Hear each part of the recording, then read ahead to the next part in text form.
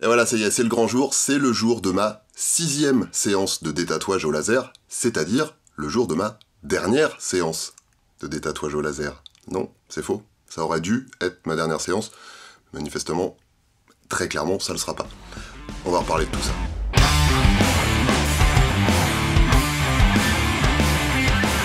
Je vous propose, avant de commencer, avant d'aller me faire laseriser les fesses, je vous propose juste de faire le point sur 2-3 petits trucs. Déjà, il y a énormément de gens qui m'envoient des vidéos de personnes qui se font retirer des tatouages au laser et pour lesquels ça marche visuellement de façon assez ouf. Donc déjà, merci de vous préoccuper de mon sort à ce point-là. Juste, je voulais rappeler un petit truc. Ce qu'on voit sur les tatouages, quand on passe le laser dessus, cette espèce de truc blanchâtre qui se passe, c'est pas l'encre qui disparaît instantanément, c'est juste du gaz qui se forme entre le laser et l'encre. Hein. Quand l'encre éclate, ça fait une espèce de gaz qui remonte à la surface de la peau, mais qui reste quelques heures et après ça s'en va et le tatouage reprend son éclat. Après, il faut plusieurs jours, voire plusieurs semaines, voire plusieurs mois pour que l'encre, de toute façon, soit éliminée du corps. Donc ça a l'air miraculeux comme ça, mais non, ça ne l'est pas. D'ailleurs, si vous vous souvenez des images de ma première séance de laser à moi, ça faisait un petit peu ce truc-là. On sait ce qui s'est passé depuis. Ensuite, il y a pas mal de gens qui s'inquiètent et qui me disent « Oui, mais t'es en train de te faire arnaquer, le mec t'a dit 6 séances et puis finalement maintenant il te dit 10, etc. » Bon, c'est vrai qu'au départ, quand on a discuté, il m'a dit « On part sur 6 séances. » En se renseignant un petit peu, en discutant avec des gens qui se sont fait détatouer, en regardant un petit peu ce qui se passe de plus près, manifestement, 6 séances, c'est de toute façon de base quelque chose de... Vraiment, c'est un minimum. Donc, si vous êtes dans mon cas, si vous avez un tatouage à vous faire retirer, partez quand même plutôt du principe que vous êtes parti pour 2 ans plutôt qu'à 1 an. Ça, c'est plus raisonnable. Enfin, en tout cas, si vous utilisez la même technique que celle que j'ai choisie. Ensuite, c'est peut-être pas mal de préciser qu'il y a probablement 3 raisons qui expliquent que c'est un petit peu long dans mon cas. D'abord, la qualité de l'encre, hein, le médecin a insisté sur ce point-là, elles sont pas toutes équivalentes, là manifestement on est sur une encre de bonne qualité, donc merci à Julien et Ama qui m'ont fait la gentillesse de me tatouer la fesse, on est sur du bon matos. Ensuite il y a la quantité d'encre, on est d'accord que le laser ça fait exploser l'encre qui ensuite est éliminée, mais plus il y a d'encre à faire exploser, plus c'est long, hein, ça se passe couche par couche. Encore une fois, merci Julien et Ama, vous avez mis la bonne dose, je suis à 2 doigts de me demander si vous l'avez pas fait exprès un petit peu pour me punir. Non, c'est faux, ils sont vraiment beaucoup trop sympa pour avoir fait ça, mais en tout cas la quantité d'encre, ça joue aussi. Et puis dernier point, j'ai fait le tatouage, 2 mois après je me faisais détatouer. Donc c'est un tatouage qui est très frais, donc c'est une encre qui est toute fraîche, donc peut-être que c'est plus compliqué que pour un tatouage un peu vieux dont l'encre est déjà un peu passée, déjà un petit peu dégradée. Gardons ça en mémoire, je suis quand même un cas un tout petit peu particulier, même si ça peut arriver de se faire retirer tout de suite un tatouage quand on constate une catastrophe. Mais bon, gardez ça quand même en mémoire. Autre truc à bien avoir à l'esprit aussi, j'ai pas choisi un laser de compétition, j'ai pas pris le laser le plus puissant qui existe au monde pour me faire détatouer.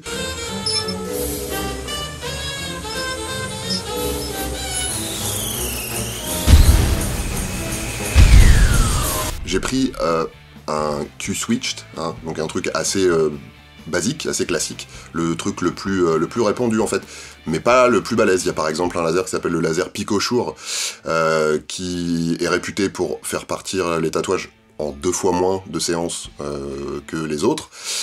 C'est aussi beaucoup plus cher, donc moi je suis vraiment parti dans l'idée de tester le truc qui était accessible à tous, même si je vous rappelle qu'on est quand même sur 150 € la séance, donc déjà avec mon truc basique c'est déjà un vrai budget.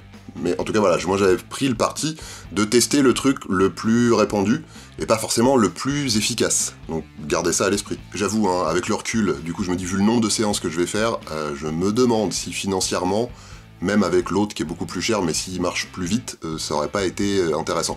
Mais en tout cas, voilà, ça valide le fait que ça valait le coup que je sacrifie mes fesses pour vous donner des infos fiables.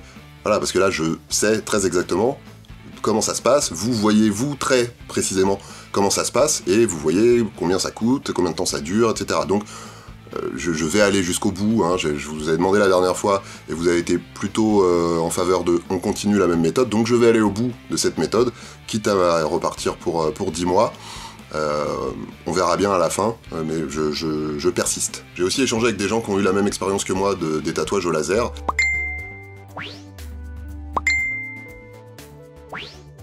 Il y a plusieurs personnes qui m'ont dit, franchement, de toute façon, vaut mieux prendre son temps avec une méthode qui, au final, t'inquiète pas, ça finira par marcher, plutôt que de faire des trucs vraiment hardcore et de se retrouver avec des cicatrices moches ou la peau vraiment abîmée. Donc du coup, c'est peut-être pas plus mal que ça prenne son temps.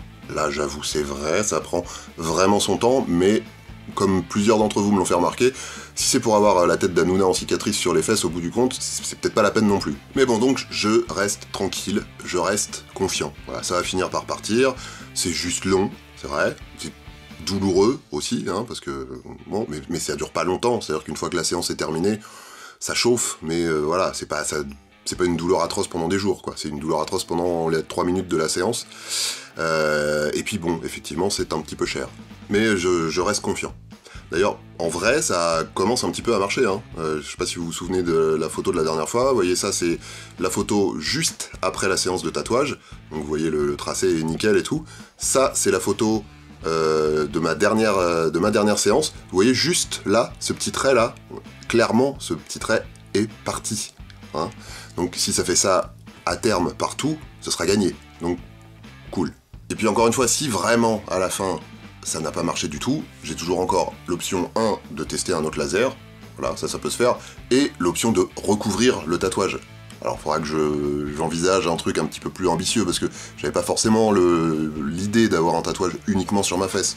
Je ferai peut-être un truc un petit peu plus grand, mais j'ai toujours cette option là. Donc voilà, restons sereins, voilà, soyez-le autant que moi.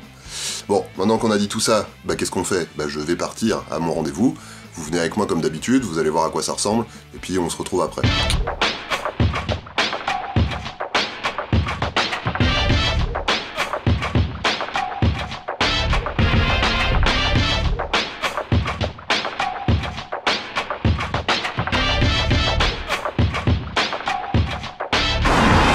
Wow, mais qu'est-ce que c'est que cette boule de feu dans le ciel?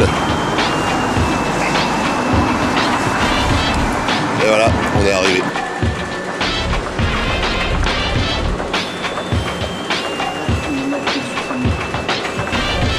Je suis prêt, allons-y.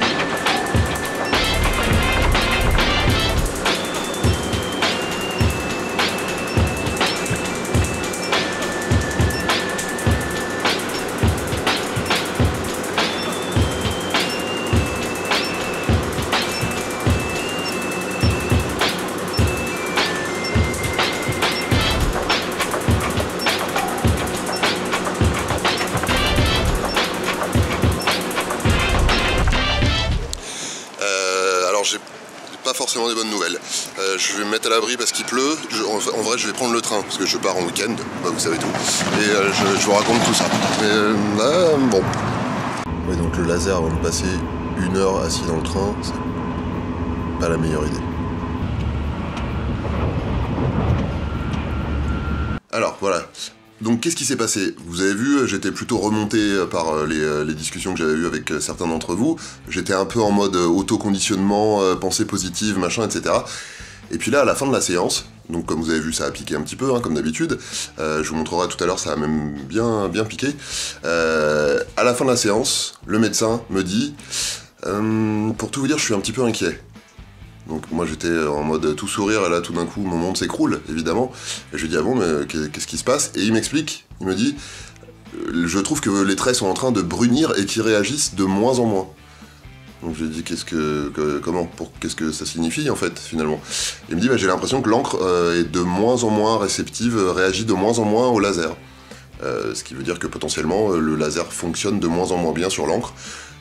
Bon, il n'est pas affirmatif à 100%, mais voilà, il pense que potentiellement la composition de l'encre ne réagit pas bien au laser qu'on utilise, donc il m'a dit on continue quand même, on verra la prochaine fois ce que ça donne. Mais voilà, donc ça m'a un petit peu refroidi quand même, je vous le cache pas. Donc notre petit rituel, désormais, voilà donc le tatouage avant la séance, voilà le tatouage juste après la séance, quand j'ai retiré le pansement. Donc comme vous voyez, hein, il y a des belles petites cloques, hein, ça a bien piqué. Voilà le tatouage le lendemain, donc 24 heures après, et voilà le tatouage 48 heures après. Je sais pas si vous vous souvenez, je vous avais expliqué dans une première vidéo comment ça fonctionnait exactement le laser.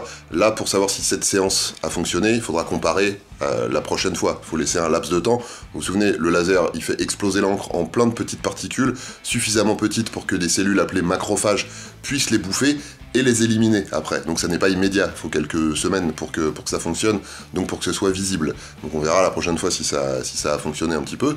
D'ailleurs, alors fun fact, les macrophages, vous savez par où ils éliminent l'encre qu'ils bouffent? Eh bah, notamment et principalement par le caca. Donc je chie littéralement Cyril Hanouna depuis plus d'1 an maintenant. Voilà. Je vous laisse là-dessus. Hein. On se retrouve bientôt pour une nouvelle vidéo. D'ici là, bah, qu'est-ce qu'on fait? Bah, mettez-vous bien et puis portez-vous bien.